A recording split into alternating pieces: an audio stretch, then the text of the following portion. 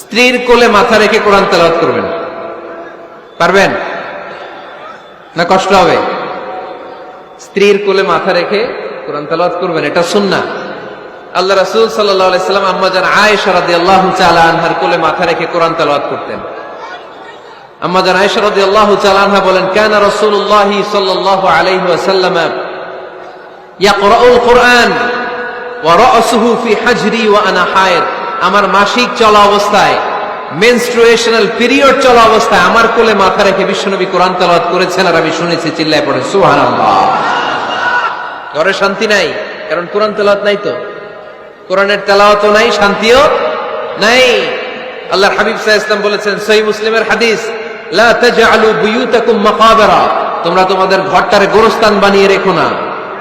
ফা ইন্না শাইতানা ইয়ানফিরু মিনাল বাইতিল্লাযী তুকরাউ ফীহি সূরাতুল বাকারা, কারণ শয়তান ওই ঘর থেকে দৌড়ে পালায় যেই ঘরে সূরাতুল বাকারা তেলাওয়াত করা হয়।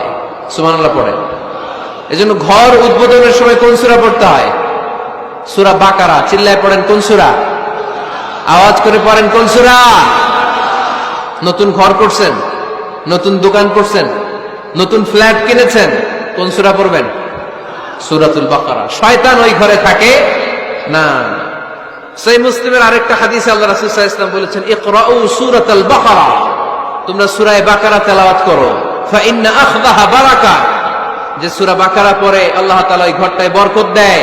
ওয়া তারকাহা হাসারা, আর যে সূরা বাকারা পড়ে না সে খালি আফসোস করে। ওয়ালা ইস্তাতিউহাল বাতালা, কোন জিন, কোন পেতনি, কোন ব্ল্যাক ম্যাজিক, কোন জাদু টুনা বান ওই ঘরের কোন সদস্যকে কোনো ক্ষতি করতে পারে না। আবার সূরা বাকারায় একটা আয়াত আছে, কোরআনের সর্বশ্রেষ্ঠ আয়াত। বলেন তো আয়াতটার নাম কি? আওয়াজ করে বলেন কোন আয়াত?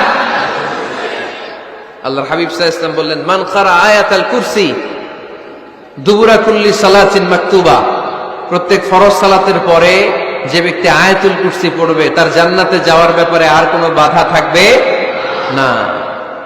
একটা মাত্র বাধা ছাড়া, সেটা হচ্ছে মরণ। লোকটা মরে না তাই জান্নাতে যায় না, মরলেই জান্নাতি। আওয়াজ করে পড়েন আল্লাহু আকবার। তাহলে সংসারে শান্তি আনার 5 নাম্বার পদ্ধতি হচ্ছে ঘরে কোরআন তেলাওয়াত করতে হবে। তাহলে ঘরে সুখ শান্তি আর সমৃদ্ধি আনার 5 নাম্বার ফর্মুলা হচ্ছে ঘরে কোরআনের তেলাওয়াত লাগবে। এখন কোরআনের তেলাওয়াত নাই, কোরআন আমরা শিখাতে চাই না, আছে না নাই? আমরা এখন ধর্মপ্রাণ হয়েছি কোরআন ছাড়া। কি ছাড়া? ধর্মপ্রাণ, ধর্মপ্রাণ, আমরা বড়ই ধর্মপ্রাণ। নামাজ রোজার কিছু নাই, ভুলেও ধরি না কোরআন। ধর্মপ্রাণ। রোজ সকালে শুনতাম আগে আল কোরআনের বাণী রে, আল কোরআনের বাণী। এখন শুনি সারে গামার দীপ্ত ফ্যান ফেনানি। রোজ সকালে শুনতাম আগে আল কোরআনের বাণী রে, আল কোরআনের বাণী। এখন শুনি সারে গামার দীপ্ত ফ্যান ফেনানি। ধর্মপ্রাণ মুসলমান আজকাল হয়েছে মডার্ন। ধর্মপ্রাণ, ধর্মপ্রাণ, আমরা বড়ই ধর্মপ্রাণ। নামাজ রোজার কিছু নাই, ভুলেও ধরি না কোরআন। ধর্মপ্রাণ, ঠিক না?